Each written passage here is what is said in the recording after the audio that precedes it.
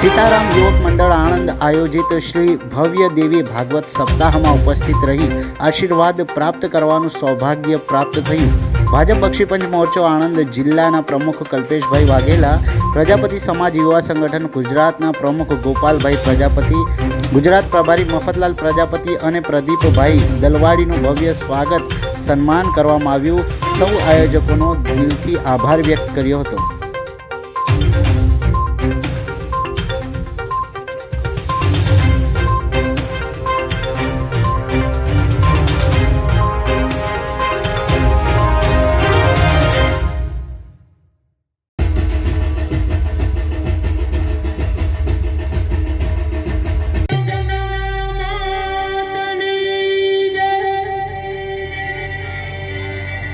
હવે તમારી જગ્યાએ બેસી જાઓ.